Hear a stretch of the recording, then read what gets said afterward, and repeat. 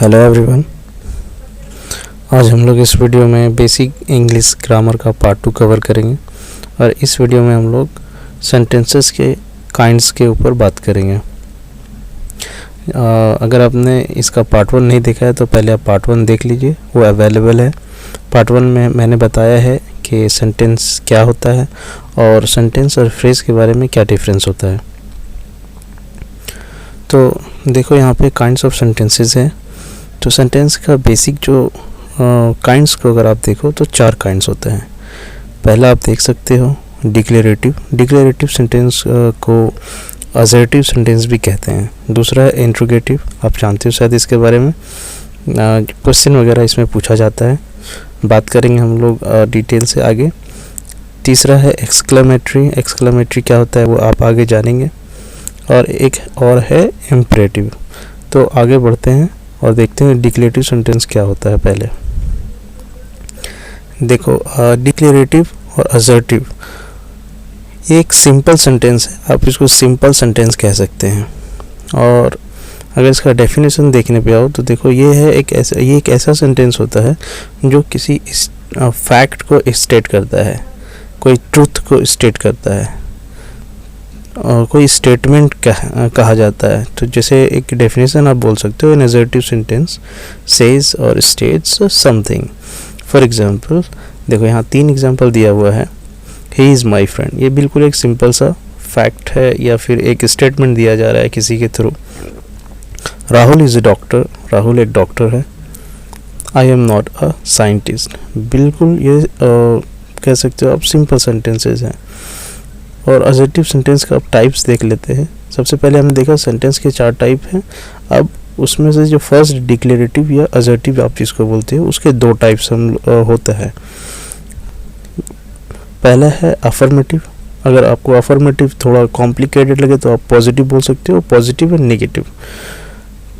And negative. साफ नाम से ही समझ में आ रहा है कि अगर पॉजिटिव है तो देखो ये 2 जो नंबर 1 एंड नंबर 2 है एग्जाम्पल में, ये दोनों पॉजिटिव सेंटेंस है।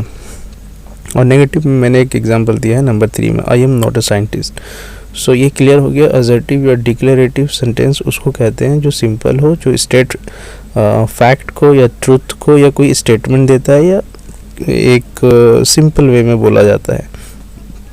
ये पॉजिटिव भी हो सकता है और नेगेटिव भी हो सकता है। यानी डिक्लेरेटिव का 2 काइंड होता है, अफर्मेटिव या आप जिसको पॉजिटिव बोलते हो, दूसरा है नेगेटिव। आगे बढ़ते हैं हम लोग। उसके बाद जैसे मैंने आपको फर्स्ट में दिखाया था, फिर से दिखा देता हूँ। ये देखिए, पहला मैंने बोला था डिक्लेरेटिव होता है और दूसरा इंट्रोगेटिव। तो इंट्रोगेटिव के बारे में थोड़ा बात करते हैं। इंट्रोगेटिव सेंटेंस एक ऐसा सेंटेंस होता है जिसमें क्वेश्चन पूछा जाता है। और किस तरह से क्वेश्चन पूछा जाता है, ये दो तरह से क्वेश्चन पूछा जा सकता है, आप ये कह सकते हो। नंबर 1 में देखो लिखा हुआ है क्लोज एंडेड और यस और नो, और यहाँ पे लिखा हुआ है ओपन एंडेड WH क्वेश्चंस। देखो क्वेश्चन आप 2 तरह से पूछते हो। अगर ऐसा क्वेश्चन है जिसका आंसर आप यस और नो में मिलता है या आप देते हो, तो उस तरह के क्वेश्चन को या उस तरह के सेंटेंसेस को कौन सा इंट्रोगेटिव सेंटेंस कहते हैं? Close ended interrogative sentences. Example यहाँ पे मैंने लिखा नहीं है बट मैं आपको देता हूँ। फॉर एग्जांपल आप किसी से पूछते हो did you complete the task. अब इसका आंसर या तो यस में होगा या तो नो में होगा। जिसने अगर टास्क कंप्लीट किया है तो वो बोलेगा यस, अगर कंप्लीट नहीं किया है तो बोलेगा नो। अगर आप किसी से पूछते हो did you finish the work, did you complete the homework, are you hungry, देखो ये जो मैं क्वेश्चन बोल रहा हूँ इन सब क्वेश्चंस का आंसर यस या नो में मिलेगा। तो इस तरह को बोलते हैं क्लोज एंडेड क्वेश्चन, या कहीं कहीं सिंपल बुक्स में आपको मिलेगा यस और नो टाइप क्वेश्चंस। ये एक टाइप है इंट्रोगेटिव सेंटेंस का। दूसरा देखो ओपन एंडेड में क्या है? WH क्वेश्चंस रहेगा।